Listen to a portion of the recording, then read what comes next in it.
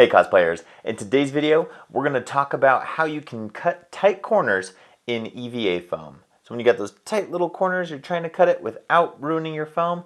We're going to show you how to do that today. Stay tuned. Alright, if you guys are excited about this, go ahead and comment right now in the comments below with the word corner. Alright, with the word corner, let me know if you're excited to be able to learn this tip. With that, let's go ahead and dive right in and we'll show you how to cut tight corners in your EVA foam. Tight or small corners. Alright, so step number one is going to be having a sharp blade, right? So off the bat, this is probably one of the first steps anytime you're working with EVA foam is have that sharp blade. I've got my go-to dope knife. We do have these available on Amazon that you can get with the sweet red and black coloring. So I like to use honing steel to keep my blade nice and sharp. If you guys haven't seen the video on our video on how to make an X-Acto blade last forever, check that out. Kind of goes through how I've been able to make like one X-Acto blade last for 4 years without having to even replace one of the replacement blades. So check that out, and that will give you some tips on keeping your blades nice and sharp. So that's step one. Step two is going to be knowing or being familiar with the foam that you're going to be using. The tricks I'll be showing you, it applies across the board on most all foams, but you are going to have a little bit more difficult time getting those sharp corner cuts on softer, thinner foams. So especially anything that you're going to get from the craft store, Michael's or Hobby Lobby or Joann's type of thing, that are just regular traditional craft foam, is going to be a little bit harder. Same thing with foam floor mat tiles you might get at Harbor Freight or at the hardware store. It's going to be a little bit harder to get these tight corners. You can use these same techniques, definitely will help significantly, but it is a little bit harder. Even if you go with some of the HD high density foams that you can get out there that are specifically for cosplay, that's going to greatly increase your chances. But definitely, if you go all the way up to our What the Foam, that's what I'm using here. Is this 4mm WTF What the Foam, and this helps increase your odds of getting a good, clean, sharp, tight corner cut by a bajillion percent. That's not statistically proven, but a bajillion percent is pretty close.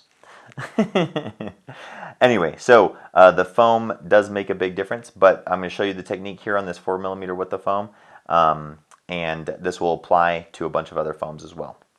Alright, so third thing you want to make sure that you look at is the corners that you're dealing with, right? So I drew two different scenarios here. One is this tight corner right here where we're notching it out of the side of a piece, so we don't have to worry about these corners here. The other one is going to be completely inset, a cut that's completely inset here, where we want to cut that out completely from the inside. So let's go through those two scenarios. All right, so for this first one, we've got a tight corner here. So the trick I like to use is to make sure and cut from the tightest part of your corner first. So find your tightest corner, and you want to actually stick your blade in that corner first. So if you'll see here, I'm going to come right into the tip of this corner, and instead of normally just kind of coming in here with my blade like I normally would for cutting, I'm going to actually go right into that corner. I'm going to tip my blade straight up so that only that top corner is going in, so that this straight edge goes right along that. I'm going to plunge the blade in there, and then I'm going to tilt back into my cutting position and then just pull out and away. And because I can go all the way out, I can just pull all the way through on this edge here. Now, the next thing you're going to do, rotate it so it's in a good position. Get the tip of your blade right in there where you already took the other one, but then just turn your blade just slightly, right? So before we were like that, turn your blade just slightly to be able to follow that next line. Plunge it in, tilt down along your line, and then you're going to pull through. Now once again, because we're cutting this piece out and we don't need this piece, I'm going to actually pull past that line right there so that I can just get a nice good clean cut across there. right? So now this is easy. We're just going to go start right there before our line even goes. And just pull through. I'm going to pull through past that again. Now, here's where we have another tight corner that we're going to be dealing with, right? So once again, I'm going to just plunge into the corner, tilt, pull through. Now, same thing, rotate. So now this is a tricky part because we're going to go from one corner to another corner. So this is where you start to apply a different technique. So I'm going to plunge into that corner just like normal. You're going to tilt down and start pulling across that line, but once I get to this corner, you can see right here when that blade is about to that edge, I'm not going to keep pulling through anymore because I need this edge clean. So now I'm going to start to, as I pull the blade, start to tip up into a straight position as I just pull right into that corner until the blade here is running straight up and down right in the corner that I need, right? Then I stop, pull it out, rotate. Now I'm going to repeat the same thing we've done before, where I'm going to get that tip right in there into that corner with it straight up and down, plunge the blade in, tilt to my angle, and then pull it through. Okay? So there you go. You've got your nice, clean corners there. So now let's talk about this one. This one we're going to be applying the technique we did right here along this section throughout the whole thing. So pick your tightest corner first, which is probably going to be this one. And then we're going to start right there. Okay, straight up and down, plunge in. Okay, now we're going to tilt back, start pulling through till that corner. Now as I approach that corner, I'm tilting up and pulling back just slightly to where I'm straight up and down in that corner. And I'm going to remove the blade. Okay, then rotate it around to a position that's comfortable.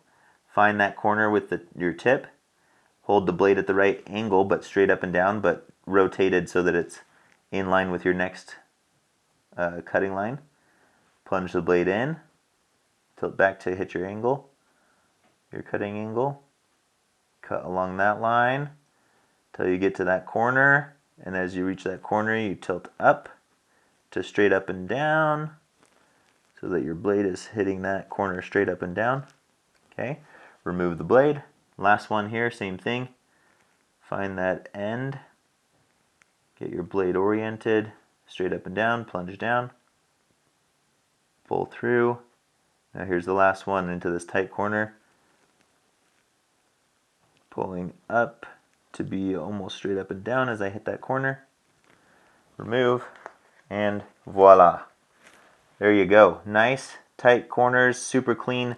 We didn't lose or cut into our edges here at all, but we still got those nice tight corners and didn't have any kind of leftover pieces, frilly bits, anything like that. So hopefully you guys found this helpful.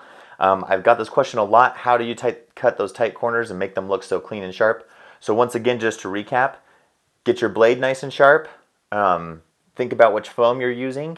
The higher density, the stronger, the more durable and everything it is as you go up the line is going to help with getting those clean edges. And then just employ the techniques that I talked about here. You can use that again across all of the EVA foams. We'll put a link to what the foam in the description below, as well as to the dope knife, because it is really dope. And yeah, hopefully you guys found this helpful. If you did, please give this video a like and let me know in the comments below. And share this with a friend that you know this would help out. If you know somebody that cosplays with EVA foam, let them know, share this with them. And thank you guys so much. Answer the question for me as well in the comments below. What is the single greatest challenge that you face when working with EVA foam? And we can answer your question in a future video. Thank you guys so much for tuning in. Cosplay on, my friends. See ya.